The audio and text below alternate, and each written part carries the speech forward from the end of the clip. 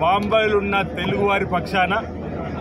ఇక్కడ మన ప్రాంతం నుంచి ప్రయాణికులకు అందుబాటులోకి వచ్చిన ఈ బాంబే బస్సు తీసుకొచ్చిన వారికి నేను ప్రత్యేకంగా నా వైపు నుంచి ధన్యవాదాలు తెలియజేస్తా ఉన్నా. బంధుత్వాలు బాంధవ్యాలు మరింత పెంపొందించే విధంగా ఈ కనెక్టివిటీ ఇవ్వడం ద్వారా బాంబేలో స్థిరపడ్డటువంటి తెలుగువారు తిరిగి తన మాతృభూమికి తన జన్మస్థలానికి తరచూ రావడానికి చక్కటి అవకాశం ఏర్పడిన వేళ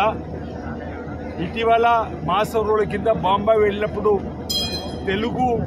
అసోసియేషన్ కానీ అక్కడ ఉన్నటువంటి సంక్షేమ సంఘాలు ఈరోజు ఇక్కడ కూడా వాళ్ళు స్వయం కృషి ఫౌండేషన్ వాళ్ళు కూడా రావడం జరిగింది. బస్సులో ప్రయాణం చేయడానికి మాకు కనెక్టివిటీ పెంపొందించడానికి తెలంగాణ ప్రభుత్వం ద్వారా అవకాశాలు కల్పించబడినప్పుడు అక్కడి నుంచి ఫోన్ ద్వారా గౌరవ మంత్రులు పున్నం ప్రభాకర్తో మాట్లాడగానే వారు వెంటనే స్పందించి వేస్తామని చెప్పి 19 నాడు మాటిచ్చినాం, 20 నాడు ప్రారంభం చేస్తుంటూ గౌరవ మంత్రులు పున్నం ప్రభాకర్ అంటే 31 రోజుల్లోనే ఈరోజు బస్సును ప్రారంభం చేసేటువంటి సందర్భంలో గౌరవ ముఖ్యమంత్రి రేవంత్ రెడ్డి గారి ఆలోచన కూడా ఎక్కడ ఎవరికి ఇబ్బంది అధిగమించమని, దీనితో పాటు మహారాష్ట్ర ఉన్నటువంటి తెలుగు వాళ్ళు మనకు రైల్వే కనెక్టివిటీ కూడా కెన్నర్ పెంచాలంటున్నారు. దాన్ని ఈరోజు మన ప్రభుత్వం ఢిల్లీలో లేదు కాబట్టి మన ప్రయత్నం ద్వారా చేద్దాం, లేదని కూడా వచ్చే ప్రభుత్వంలో వారి కోరికను మన్నించే విధంగా కూడా ఉండాలని చెప్పని